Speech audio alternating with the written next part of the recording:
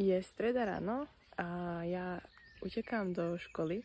Dnes som spala iba nejakých 6 hodín, lebo sme šli spať neskoro, pretože sme ešte robili veci, ktoré nám trebalo. Ja som ešte dobaľovala niečo do kufra tak. No a nie som teda úplne vyspatá, ale idem do školy, pretože musím... Ahoj! Musím zaplatiť zatiaľ cvičím ešte predtým, že ideme. A ideme zase na Filipovom bajku. Zakývajte! Jaká sfúlená si, Tanička.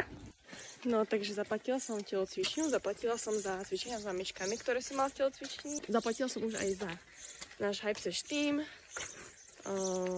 za 3 mesiace, čo sme chodili do telocvične, január, február a marec. A stretla som ešte moju mamku, som prekvapila, takže som sa s ňou ešte raz rozlúčila. Bola šťastná. No a tiež som stretla moju triednu pani učiteľku z 1. stupňa ešte. Takže s ňou som sa ešte vysískala, ju stále objímam, keď uvidím, ona je úžasná. A tak ma tešia všetci, jak mi popriali aj tak, že nech sa mi dá, nech si to užijem. Že áno, užijem si. No a stretla som ešte ráno po ceste Tamaru, Zuzku, Aničku, druhú Tamarku, Taničku. Takže s nimi som ešte išla. Teraz nasadám na bike a parám domu, aby som stihla ešte, čo mi treba. Lebo o 10. odchádzame. Je 11:30, som extrémne unavená, úplne to na mňa doľahlo teraz, to, že som išla spať o 1:00 a vstávala som o 7:00. A sme v Košiciach, Filip išiel ešte do Alzy vybaviť, čo trebalo, chcel tam niečo vrátiť a tiež vyzdvihnúť zasielku nejakú.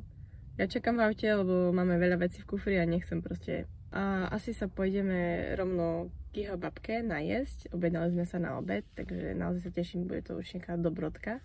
Rozmýšľali sme aj nad tým, že si dáme kávu, ale neviem, či to je celkom dobrý nápad, lebo keď už som unavená, na čo si budem dávať kávu, keď môžem cestou v autobuse spať. No a potom tiež v lietadle budem spať.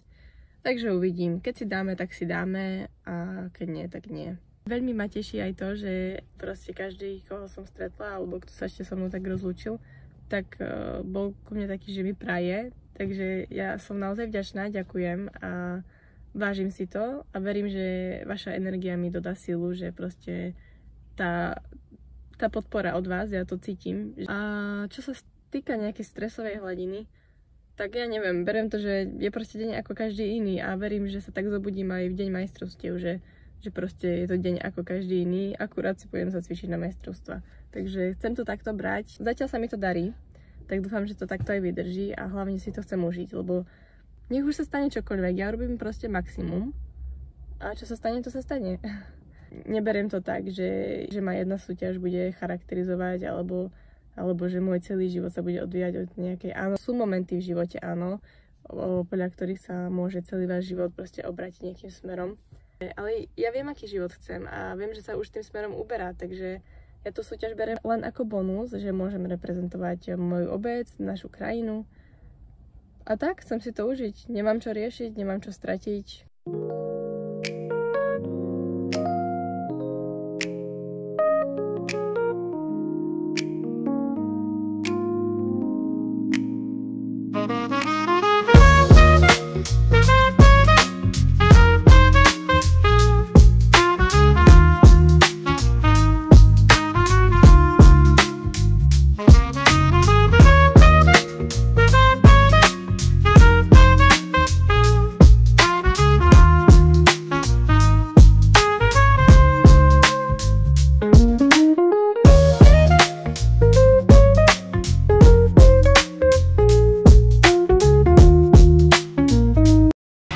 Prečo asi robím s mamičkami na tréningoch výdrž drepe a box popri tom alebo hocičo iné, pretože na toto si proste sadať nikto nechce. A toto je úplne ideálny tréning, ako si proste v kľude vyšťať a nesedieť na tomto hnoji.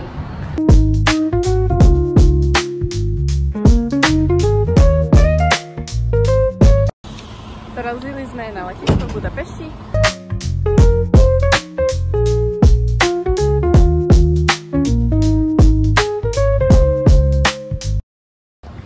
Ideme s Filipom do tej istej kaviarne na letisku, kde sme sedeli, keď sme šli do Ženevy. Pred koľko? 6 mesiacmi? No tak ideme si tam znova sadnúť. No tak nevydalo, lebo vtedy sme boli v inom termináli, takže sme si to trošku pomýlili. Tu si ty, tak poď. Ideš? No, chcela by som.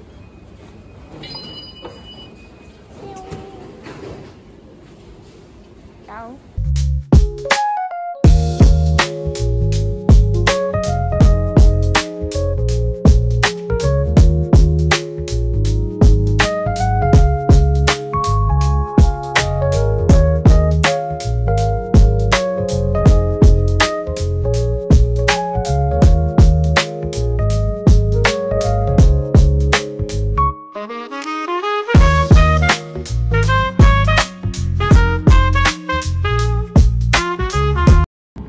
A že vraj sa nedá cestovať v čase, tak nech mi potom niekto vysvetlí ako to, že som bola v lietadle a bolo 22:40 niečo a teraz o 2 minúty na to sme pristali. No vypla som teda letový režim a je 23:42.